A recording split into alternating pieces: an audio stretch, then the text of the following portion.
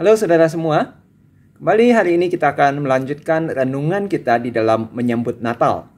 Dan kali ini kita akan melihat sosok Maria yang memuliakan Tuhan lewat sebuah nyanyian yang dapat kita temukan di Lukas pasal 1 ayat 46 sampai dengan 55. Nah, saudara, ketika ada seorang anak remaja ditemukan dalam keadaan hamil di luar nikah, kira-kira apa yang akan dilakukannya? Panik nggak? Ya pasti panik lah, masa enggak ya? Nah, kalau anak remaja yang dalam kondisi seperti itu, tiba-tiba kita mendengar dia itu malah bernyanyi. Wah, mungkin dalam pikiran kita berpikir, wah jangan-jangan dia stres. Nah, sebenarnya skenario inilah yang kita dapati di dalam diri seorang Maria. Orang Yahudi biasanya itu melangsungkan pertunangan ketika mereka itu masih sangat belia. Bahkan ketika mereka memasuki masa puber pun, orang tua mereka itu sudah mengaturkan untuk pertunangan mereka. Dan mungkin orang tuanya bahkan sudah menentukan akan kapan pernikahan itu akan dilangsungkan. Nah, pada masa pertunangan inilah Maria mengandung.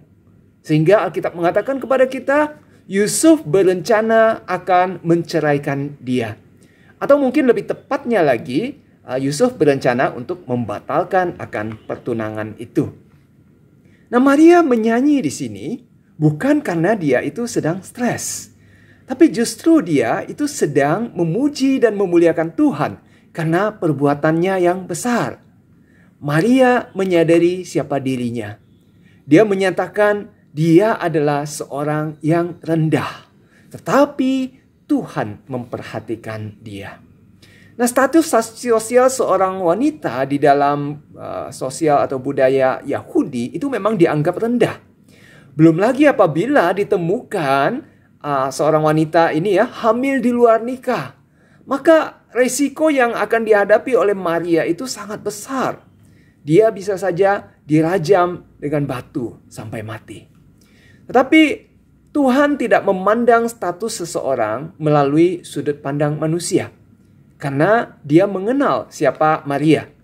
Dan Tuhan juga telah mengaturkan segala sesuatunya di dalam masa dia sedang hamil sampai bayi Yesus dilahirkan. Dan bahkan setelah lahir pun masih banyak pergumulan yang mereka alami. Tuhan menyertai mereka. Dan Maria mengenali bagaimana Tuhan yang telah memberikan anugerah kepadanya. Tuhan yang telah melakukan perbuatan besar melalui dia. Dia yakin Tuhan juga yang akan menolong dan menyertai dia di dalam masa ini. Nah, selain itu Maria juga mengenali akan kekudusan Tuhan. Sehingga ketika malaikat Tuhan datang kepadanya dan mengatakan kepada dia bahwa dia akan mengandung oleh Roh Kudus, dia pun menjawab, "Sesungguhnya aku ini adalah hamba Tuhan. Jadilah padaku menurut perkataanmu itu." Dan kembali di ayat 49 di sini Maria juga menyatakan hal yang sama. Dia mengatakan karena yang Maha Kuasa telah melakukan perbuatan-perbuatan yang baik besar kepadaku dan namanya adalah kudus. Maria juga menyadari bahwa melalui rahimnya akan lahir seorang anak yang maha kudus yang nantinya akan merubah akan tatanan dunia ini. Seperti yang kita bisa lihat di ayat 51 sampai 53 yang mengatakan, ia memperlihatkan kuasanya dengan perbuatan tangannya dan mencerai-beraikan orang yang congkak hatinya. Ia menurunkan orang-orang yang berkuasa dari tahtanya dan meninggikan orang yang rendah.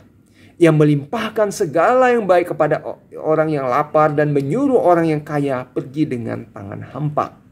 Ini adalah bagaimana kelahiran Yesus ini dinubuatkan akan memporak-porandakan akan kondisi dunia ini, memutarbalikkan segala sesuatunya.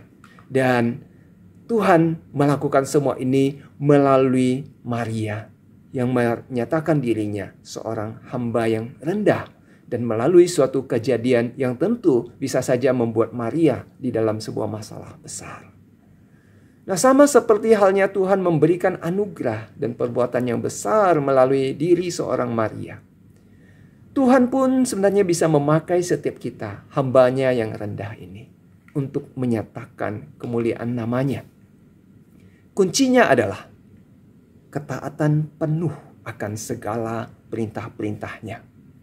Dan kiranya setiap kita juga bisa menjadi alat kemuliaan bagi nama Tuhan.